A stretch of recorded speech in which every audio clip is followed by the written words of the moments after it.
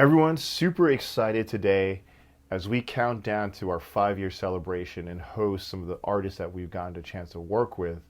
I am very fortunate to have Grammy Award winning artist Damon Sharpe in his studio. And it's been one of the coolest studios to see all the amazing artists that he's worked with. So let's go. Damon, good to have you, brother. Dude, good to see you again, man. Thank you so yes, much. thank Good you. to have you. I'm honored to be here for the 5th anniversary. So Damon, I want to know, where are you from? I mean, you've been in LA for a while. Is this where you were born and raised? I have been here a very long time now, but I was originally born in Cleveland, Ohio. I lived there till about 7 or 8 years old. Then I moved to Phoenix for my formative years, about 8 to 15. Probably around that, maybe even earlier than 15, I started already getting my love for dance and music, and I was kind of all over the map, right? I was like, I wanted to dance, I wanted to sing, I wanted to act. And I went to my parents at that point. I had seen the movie Breakin', if you remember the movie Breakin' back in the day, and I was like probably, even before I knew what I wanted to do, I was like, oh my God, I want to be in some facet of that. And I started taking dance classes, and I was originally just breakdancing. And it's so funny because I was in the class and I had the teacher who owned the studio, she came over and was watching the class. And at that point, it was mostly all girls that would take dance outside of breakdancing, right? So she's like, oh, I need some guys for my class. Would you take this jazz class? And I was like, I don't know. I think that might be for girls. And she's like, come with me. And she took my hand and she walked me over to the window. Like the girls were in there dancing. And she's like, you see all those girls dancing in there? I was like, yeah. She's like, if you take this class, you can meet those girls. And I was like, because I was like this nerdy, like 12-year-old kid or whatever. And I was like, let me try it, right? So I took that and I ended up loving it. So then I got into competitive dance and that started bringing me back and forth to LA. And while I was doing that, I started booking small jobs. Like I booked a Disneyland commercial, then I booked a McDonald's commercial. So at that point I went to my parents and, I was like, look, how about if we try, can we move to LA? And they're like, oh, I don't know, you're 15, but you know what? Let's try a summer there. So we came out for a summer. And things just started going. I booked like all these commercials and dance jobs and things start connecting. So that fall, my parents were like, you know what, let's give it a go. And they were both teachers. They're retired now, but they transferred out to LA so I could pursue my career. Right. It's interesting because you talked about you wanted to dance. If you think about the 90s, we had so many great dance groups. You think about the New Kids on the Block, for example. Yep. I think about... Who I worked with, ironically. Oh, really? Yeah. Okay. In Sync, right? Yep. And a lot of our artists, even Vanilla Ice, believe it or not, right? They start off, they start dancing and then it leads to different things because people love good dancers. So talk about that. So is that when you realized that not only you were going to be a dancer, but coming to LA, you saw different genres and you saw different musicians playing where you realized there was a whole world that you wanted to capture? Yeah, I think for me, just dancing innately and being around choreographers and show producers, like it just instilled the love of music in me. And it also put a certain musicality in me that I still apply all these years later. Sometimes if I'm starting something and let's say I don't have a great chord progression or I don't have a concept idea, I'll just start with the rhythm section, the drums and the bass. And that usually comes almost from my musicality as a dancer, right? Because I want, even if it's a mid-tempo or a ballad, I still want someone sitting there and feeling it no matter what genre it is. And yeah, weirdly so, one of my very first, real gigs was as a backup dancer for a singer named Tiffany, who was kind of like the Britney Spears of like the late 80s, early 90s, right? I was like, I hadn't even moved here yet, I think, when I booked that. So I did that we had just moved here, and immediately I booked that. And we went out, and I did like a 4-month tour, and it was her with New Kids on the Block, funny enough. Oh, Step by Step, was that? Yes, all that stuff, yeah. And the crazy part was, like I said, all the years later, I ended up producing and writing for them. So it was all like a very full circle. And same thing with, like, dance has always brought me back to music, which brought me to acting, which I kind of feel like they all, one hand kind of rubs the other, I don't even know if that's the right saying, but one hand washes the other. Yeah. So talk about the art, because a lot of people go through different journeys before they really get to where they want to get, right? Yeah. And so you think about someone gets discovered. You think about Justin Bieber, for example, right? He was doing YouTube shows and, Usher says, oh my God, this person's amazing, right? Talk about how did you know that this was meant for you when you knew that you were heading the right direction? Like, we'd love to hear just... Wow. Honestly, I was very lucky. Like I said, by the age of 15, I was already part of SAG-AFTRA, which is the union. I had already booked gigs, dancing. And, then then I became part of like one of my many failed boy bands. I was in like 7 failed boy bands. You know Oh, what I mean? wow, okay. But all of them kind of led. Everyone was a baby step to where I am now, if that makes sense. So I think for me, I'm just very fortunate. I mean, I've always put in the work, and which I believe will also get you there. I don't always believe you have to be the most talented person. I think if you love what you do and you put in the work, it connects at some point. Right. So that's why sometimes people will say something snarky about something. I can't believe that person's blowing up. They're terrible. And I'm always like, you know what? They may not be your cup of tea, but to somebody else, they're great. And also, guess what? They might be outworking you. They might be persevering harder. They might have more passion for it. They might not be the best at it, but if they have passion, it's going to show at some point. Right. So after you go through the different boy bands, I don't know, did you try out for NSYNC or any one of those? So here's the crazy part. So I was actually probably about maybe less than a year of being in LA. I think I was 16 at this point. I booked a TV show, which was on NBC. It was called Guys Next Door, and it was basically sketch comedy with a record album attached, right? So we were a boy band, and we did sketch comedy. We were on after Saved by the Bell, if you remember Saved by the Bell. I love Saved by the Bell. That's Yeah, with so Mario Lopez. With Mario Lopez. Yeah, so we were on. Zach We were on for about 2 years after that, on Saturday mornings, and it really got my feet wet. And kind of, I went from just this punk little kid to like all of a sudden I had my own TV show, and we're on teen magazines. We had dolls. We had a board game. Like you name it, it was blowing up. But the crazy part was, as quick as it blew up, the show got canceled, the record deal got repealed. So I literally went from this like teen idol status to like 2 years later serving, a Pepsi to Will Smith as a waiter. So it was crazy. And previous to that, I was taking pictures with him at events, as a peer. Right. So it was just a really good, humbling experience to go through at such a young age, to experience and get a taste of success and have it taken away forced me to have a different work ethic than I think some of the other people that got it and then just fumbled it all. You know what I mean? Right.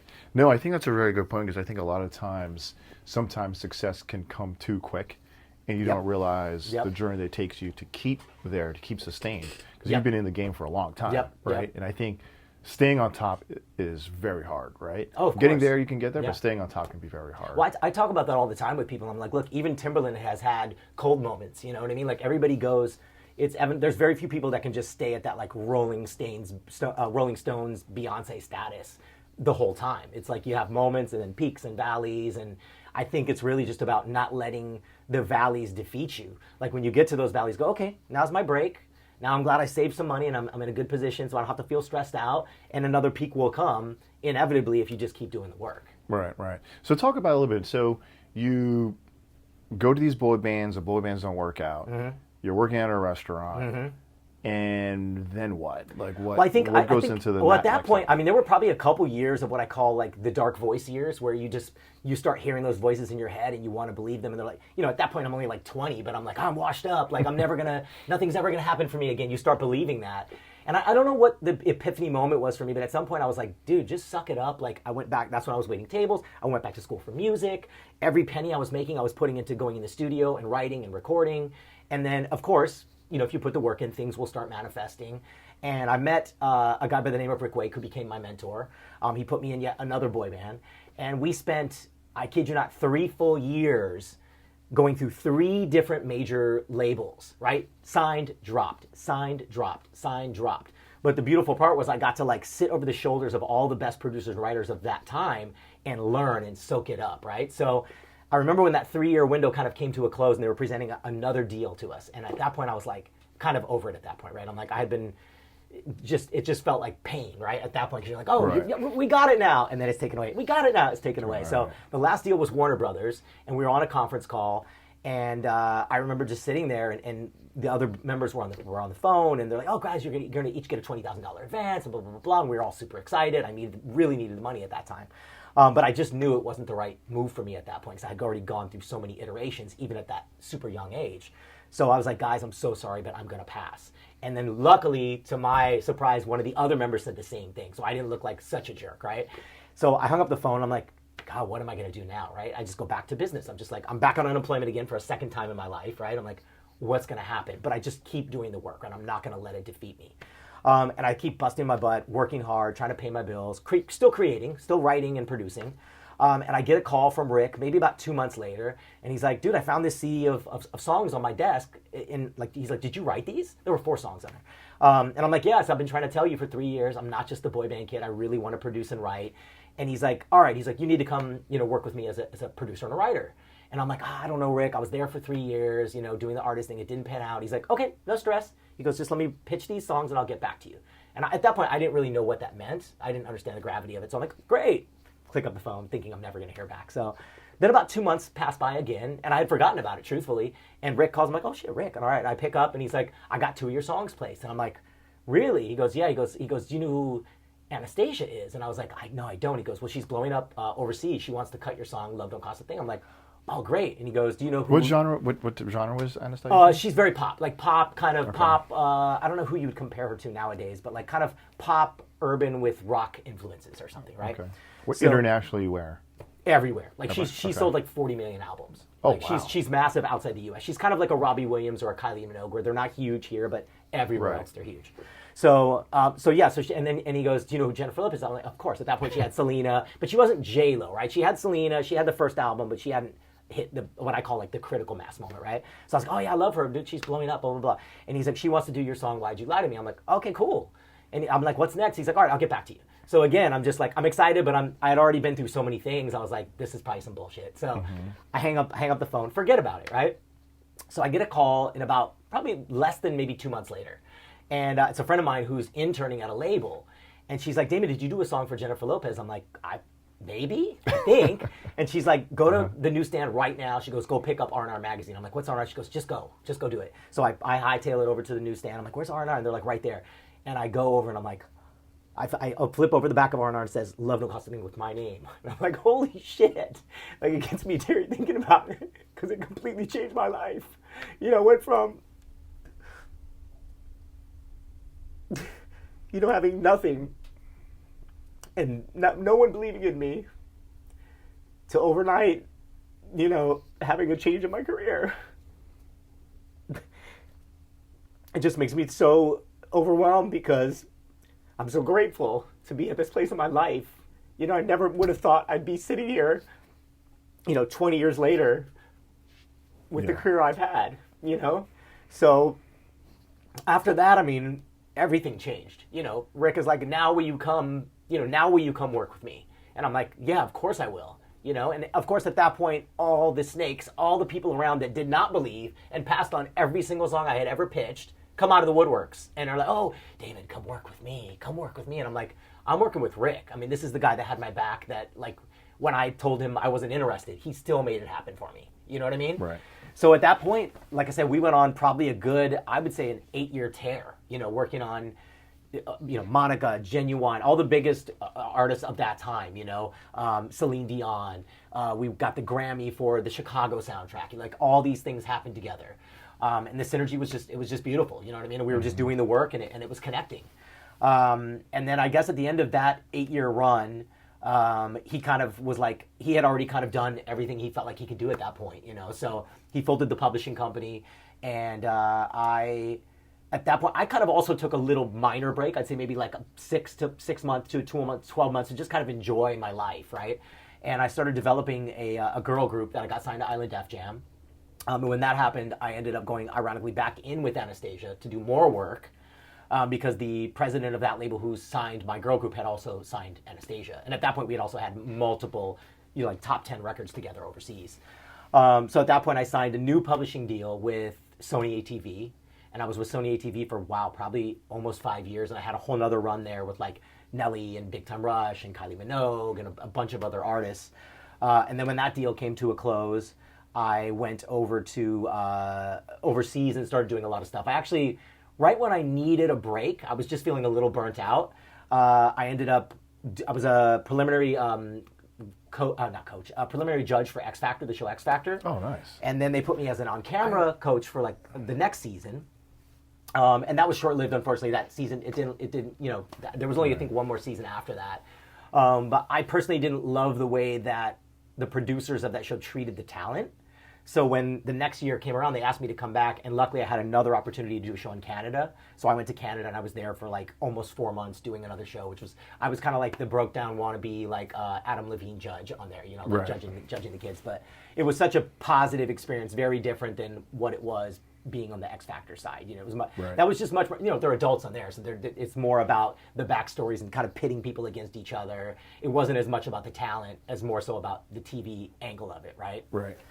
So so after that, I ended up signing to another company out of Amsterdam called Cloud9, which is part of Armada. If you're familiar, they're one of the biggest dance labels in the world. It's Armin van Buuren's dance label, and I did an exclusive deal with them as an artist, and really dove back into. I was missing doing my artist stuff, so I dove back in and just started working with tons. I did stuff for Alesso and Loud Luxury and Morgan Page and all these really iconic kind of like, you know, EDM, you know, artists. And that was when I really started DJing again and diving back into that love. And then now, you know, that has turned into like 100 million plus streams for me as a DJ and an artist, on top of my, you know, 3 billion streams as a producer and a writer, which is I mean, I can tell insane, you, Damon, like, you know? It's so good to see how successful you are, because you are so humble. Thank you. And you give out like great energy, you Thank know, you. and just like, you know, having gotten to know you, you know, just working with you, and, you know, and I think that when you give that energy around the world, people feel it, right? And they feel it in your music. You know, I remember when we did our event in LA, Dreams of the Dragon, you came to perform, and it was my generation. I mean, my mid-40s and the youngers, they're like, wow, this is so cool, right? And I think like you just give that great energy, you know. So like, I mean, for me, that's what it's all about, right? Like, I don't care if I'm performing for 5 people or 5,000 people. Like, I'm still gonna give 100%, and I'm just gonna have a great time.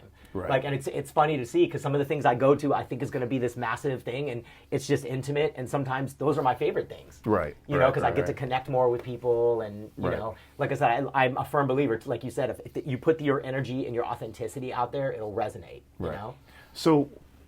So many things I want to ask you. So I go up the stairs, and I'm going to ask those specifically. I saw Monica there. I love Monica. Yeah. Right? I didn't know you did something with her. Actually, 2 things with her. Yeah. Yeah. How was it working with her? Because you know, R&B in the '90s was so great, and she was like really up there. I would love to hear how it was, how that came together. So there's 2 really interesting stories that revolve around her, right? Yeah. The most interesting point being, I still haven't met her to this day. Okay. That's the crazy part. Yeah. So because when I was doing stuff for her, that was when I was more just a songwriter. I wasn't producing as much. Okay. So for that song, Rick had produced that song, the guy who I mentioned earlier, my mentor. We pitched a song for the Down to Earth soundtrack with Chris Rock, if you remember that movie from back in the early 2000s. And it ended up being like the ending title song, right? So I did the demo, and you know, it got pitched, and then she heard it, she loved it, and recorded it and put it in the movie. So at that point, I'm like, great, all right, cool. Now I got a Monica cut. So then fast forward like 3 years later, she was working on an album called After the Storm, and because I had been privy to, when we were doing Just Another Girl, that was the one that was in Down to Earth, I had heard through the grapevine that her ex-boyfriend had killed himself. Like it was very dark. It was a dark story, right? And it was very hard for her, and she was going through some hard times. So I was with a writer named Shamora Crawford from Atlanta, and I told Shamora, I was like, wow, I said, we should write something about that. I said, it's either going to be polarizing where she's going to hate it or she's going to love it, right? So she heard it, loved the demo. She put her touches on it, made some rewrites on it, recorded it, and then that ended up making the album. So weirdly, like I said, now we've never even met to this day, because I didn't produce either of those. I just wrote those. But it's crazy, even with like Jennifer Lopez with Love Don't Cost a Thing, like I didn't meet her until about 12 years after it was a hit. Because same thing, I was just a writer on it. Rick went there, produced her vocals, you know, so, and there were probably 10 times where we had crossed paths at events and never got to meet, and then finally, you know, I got to meet her, and she's, and it was like a funny, cool moment, because she's like, oh my god, yes, you put her on a map with some of the other stuff. I mean, I guess she's just like, her comment was, honey, it's still living. Our song is still living, you know. And I was like, okay, that's great. That's a good. How about Genuine? How was that like? What did you do with that? That was fast. That was cool, but fast. So that was another weird one where they're like, hey, you know, we want you to go. They had heard like a lot of the stuff we had been doing. I think the Monica one had just come out, and her A&R reached out to us and was like, you know, and Rick is like, all right, you guys. He's like, you guys are more R&B than I am. He's like, you and my writing partner Greg at the time go in with Genuine and do something. So Greg and I got in there early. We started cooking up an idea, and then Genuine shows up, and he loved kind of where the direction of it was. But wanted to make some lyrical changes and some melodic changes. So we sat there. We probably spent, I don't know, maybe like 6 hours on it. And he's like, all right, I got to go. And he jets out. And then I'm like, shit, what are we supposed to do, right? So Greg's like, get in there, put a demo down. And I notoriously hate my own voice, but I'm good enough to put the demo vocal down, right? So I put the demo vocal down, and then Michael Kaplan, his A&R, shows up, and he's like, oh, I love this. It's a hit. He's like, who's singing? And I was like, oh, that's me. He's like, that's you? And he's like, and I'm like, yeah. And he goes, you're coming to New York next week. I want you to meet Tommy Mottola. I need to sign you. And I was like, okay. So literally within 2 weeks of that session with Genuine, not only did that song make the album, I got signed to Epic Records as an artist. Oh, very cool. So that was kind of a weird, just kismet sort of thing, you know what I mean? And then since then, I haven't even seen Genuine again since then.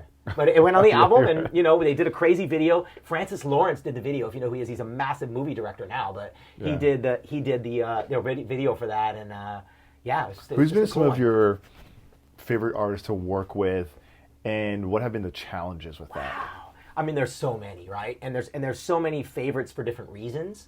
So like Kelly Rowland from Destiny's Child is one of my favorites because she is like so humble and so sweet. Like I've done 3 songs with her on 3 different projects.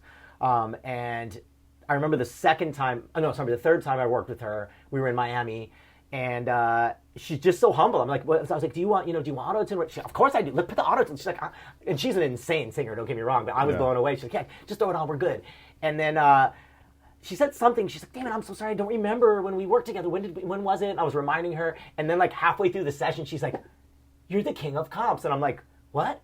And she goes, I remember now. You're the king of comps. And I was like, holy shit. Because she had called me that previously, because when I'm vocally producing and recording somebody, I'm just like, and I'm like, I'm comping their vocal like in real time. Yeah. So people like that, I think, because some people do it after the fact.